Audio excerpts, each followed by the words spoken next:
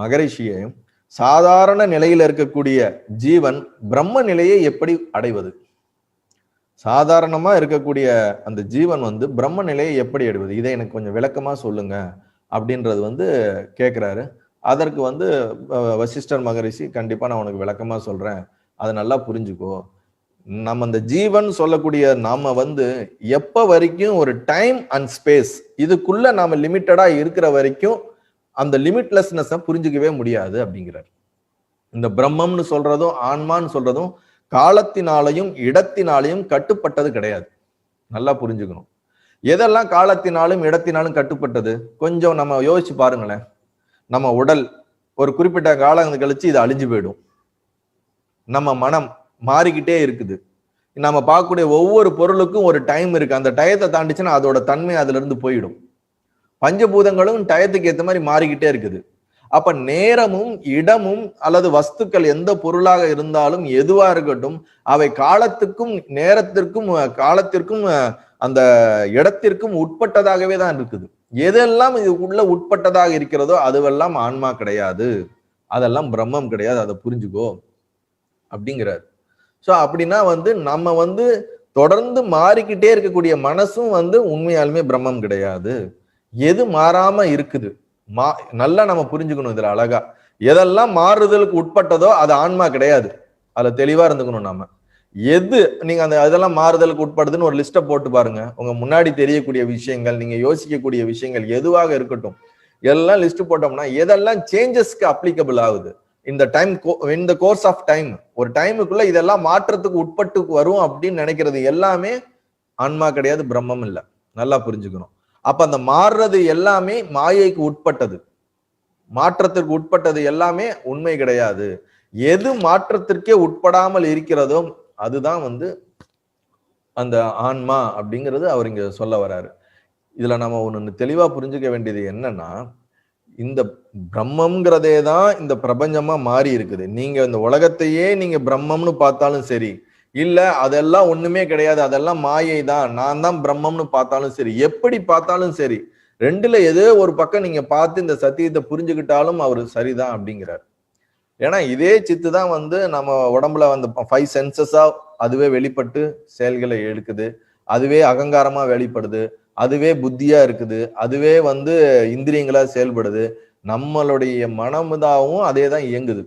ஆனா இதை நம்மளால உடனே நம்ம சொல்லும் போது கேட்கறதுக்கு சரியாதான் இருக்கிற மாதிரி இருக்குது, என்னால ஏத்துக்க முடியலையே நீங்க யோசிக்கலாம். ஆனால் இதுதான் சத்தியம். இதை நம்ம பொறுமையா உட்காந்து நம்ம யோசிச்சு பார்க்கணும். திருப்பி திருப்பி நம்ம முன்னோர்கள் சொன்னதை உள்வாங்கி ஆரம்பத்துல ஒரு ட்ரஸ்ட்ல வச்சு நீங்க இதை நீங்க மூவ் பண்ண ஆரம்பிச்சீங்கன்னா மட்டும்தான் இது மாற்றமாகும். ஏன்னா நம்மளுடைய எண்ணங்கள் இருக்கு பாத்தீங்களா, இந்த எண்ணங்கள்ல இருந்து உருவாகிறது தான் எல்லாமே. இந்த மனசுங்கிறதே ஒரு சங்கல்பம் தான், கற்பனை தான். எந்த ஒரு செயலை செய்யறதுக்கு முன்னாடி நம்ம மனதால உள்ளுக்குள்ள கொஞ்ச நேரம் யோசிக்காம நீங்க ஒரு செயலை செய்யவே முடியாது. உள்ளுக்குள்ள நமக்குள்ள கொஞ்சம் கற்பனை பண்ற விஷயத்தை தான் வெளியே நம்ம ஆசைகளாக நம்ம தேடுறோம். என்னோட ஆசைங்கிறது என்ன?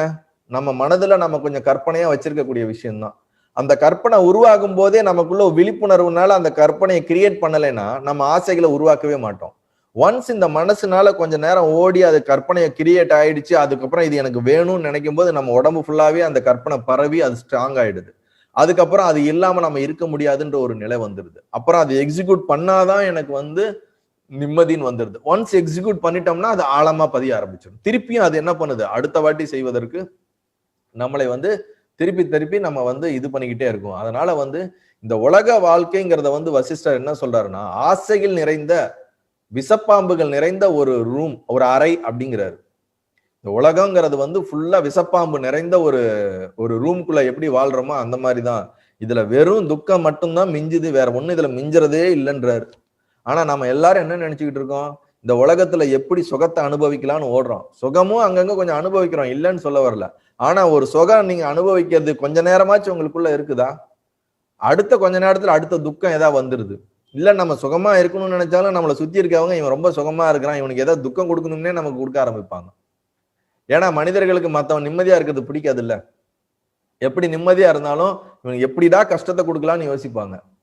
சோ அது போல இந்த உலகம் என்பது விஷப்பாம்புகள் நிறைந்த ஒரு அறை அப்படிங்கிறார். அது மட்டும் இல்லாம இன்னொரு உதாரணம் வேற ஒன்று சொல்றாரு. அதிகமா செல்வம் இருந்தாலும் பயம், யாரா திருடிட்டு போயிடுவானோ அப்படின்னு. ஒரு கம்மியா பொருள் இருந்துச்சுன்னா அது நம்ம கண்ட்ரோல்ல இருக்கும். அதிகமான பொருள்கள் இருந்துச்சுன்னா அதோட கண்ட்ரோல்ல நாம இருப்போம். அதே மாதிரி இங்க இன்னொரு ஒரு உதாரணம் சொல்றாரு. ஒரு மனைவி இருந்தா ஓகே, பல மனைவிகள் இருந்தா அதனால வரக்கூடிய துக்கங்களும் கஷ்டங்களும் எப்படி இருக்கும் நீ பாரு. அந்த மாதிரிதான் ஒரு மாயைன்ற இந்த ஒரு இருட்டுக்குள்ள நம்ம மாட்டிக்கிட்டு நம்ம ரொம்ப கஷ்டப்படுறோம். அதுக்கு மூல காரணமே இந்த ஆசை தான். நம்மளுடைய லைஃப்ல கொஞ்சம் ஆசைகளை குறைத்து தேவைகளுக்கு வாழுங்க. ஆசை இல்லாம இருங்கன்னு நான் சொல்லல. ஆசை இல்லாம இருக்கணும்னு சொல்றதுதான் முக்தி ஞானம். நீங்க அதற்கு நீங்க முயற்சி பண்றது ஒரு சைடு பீப்புள் முயற்சி பண்ணுங்க. ஆனா அன்றாட வாழ்க்கையில நம்ம கொஞ்சம் ஆசைகளை குறைத்து தேவைகளுக்கு வாழ, சிம்பிளா வாழ்க்கையில வாழ்றதுக்கு நம்ம பழகணும். ஏன்னா எந்த அளவுக்கு நமக்குள்ள ஆசைகள் அதிகமா இருக்கோ அந்த அளவுக்கு நம்மளுடைய எண்ண ஓட்டங்கள் அதிகமாகும். எந்த அளவுக்கு எண்ண ஓட்டங்கள் அதிகமா இருக்கோ அந்த அளவுக்கு ஸ்ட்ரெஸ் அதிகமாகும், டிப்ரெஷன் வர ஆரம்பிக்கும், படபடப்பு அதிகமா இருக்கும். நமக்குள்ள வந்து ரொம்ப வேகமா யோசிச்சுட்டே இருப்போம், தூக்கம் வராது. நம்ம வந்து ஒரு சின்ன விஷயம் நடந்தாலும் அது ரெஸ்ட்லெஸ் ஆகிட்டே இருப்போம் நம்ம. ஏன்னா நம்மளுடைய டிசைர் நிறைய இருக்கும். இல்ல இன்னைக்கு ஒரு அச்சீவ்மெண்ட் நமக்கு லைஃப்ல நடந்தா கூட அதை முழுசா அனுபவிக்க மாட்டோம். இன்னும் நிறைய இருக்கு, இன்னும் நிறைய இருக்குன்னு வாழ்க்கையில ஓடிக்கிட்டே இருப்போம். எங்க ஓடுறனே தெரியாம லைஃப் ஃபுல்லா ஓடிக்கிட்டே இருப்போம். லாஸ்ட்ல பார்த்தோம்னா நம்ம போய் விழுவுற இடம் சுடுகாடா தான் இருக்கும். ஆனா அங்க கூட நம்ம நிம்மதியா அனுபவிக்க முடியாது. சோ நம்ம இருக்கிற இந்த இடத்துல கொஞ்சம் நம்மளுடைய பகுத்தறிவு, அதனாலதான் பகுத்து அறிவது, பிரித்து விவேகத்தை வைத்து பிரித்து பார்ப்பது, அறிவை பயன்படுத்தி நமக்குள்ளேயும் வெளியேயும் இருக்கக்கூடிய சத்தியங்களை நாம் புரிந்து கொள்ள வேண்டும். அதனால இந்த மாதிரி ஒரு மன சங்கடத்துல எல்லாம் நான் விழாதராமா, நீ இதெல்லாம் தெளிவா இருந்துக்கோ, நீ ஒரு ஞானம் பெற்ற ஒரு ஒரு நல்ல ஒரு உனக்கு ஞானம் இருக்குது, இந்த மாதிரி விஷயத்துல நீ இது பண்ணிக்காதா. எப்படி தாமரை வந்து சேத்துலதான் முளைக்குது, ஆனா அதுல இருக்கக்கூடிய இலையில வந்து தண்ணி கூட ஒட்டாது. அது போல இந்த உலகத்துல நீ வந்து எதோடோடும் ஒட்டாமல் பற்றற்று உன்னுடைய மனதில் இருந்து நீ விடுபட்டு முக்தனாக வாழணும். நீனு இந்த இந்திரிய சுகங்கள்ல எல்லாம் வந்து இன்பம் கிடையாது, முழுமையான இன்பம் கிடையாது. அதையெல்லாம் நம்பி ஏமாந்து விடாதே அப்படிங்கிறார். ரொம்ப அழகா அவரு சொல்றாரு. விருப்பு வெறுப்பு நீங்கி கூறிய அறிவால் மனதில் இருந்து வாசனைகளை நீக்கு அப்படிங்கிறாரு. விருப்பு வெறுப்புல இருந்து வெளியே வந்து மனதுல இருக்கக்கூடிய வாசனைகள், அந்த ஆசைகளை வந்து அறிவுனால மட்டும்தான் அதுல இருந்து நம்ம வெளியே வர முடியும். ஆசைகளை அனுபவிப்பதனால வெளியே வரவே முடியாது. ஆசைகளை அனுபவிக்கும் போது இந்த அறிவை வளர்த்து கொண்டு அதுல இருந்து தான் நம்ம கொஞ்சம் கொஞ்சமா வெளியே வர முடியும். அப்படி வெளியே வந்து உயர்ந்த முக்தி நிலையை அடைவாய்வாக அப்படின்னு ராமரை பார்த்து அவர் பிளஸ் பண்றாரு.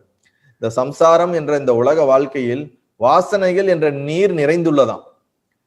ஞானம் என்ற படகுல மூலியமா நம்ம சென்றா மட்டும்தான் அந்த கரையை கடக்க முடியும். இல்லாட்டினா இந்த தண்ணிலேயே நம்ம முழுகி போயிடுவோம்.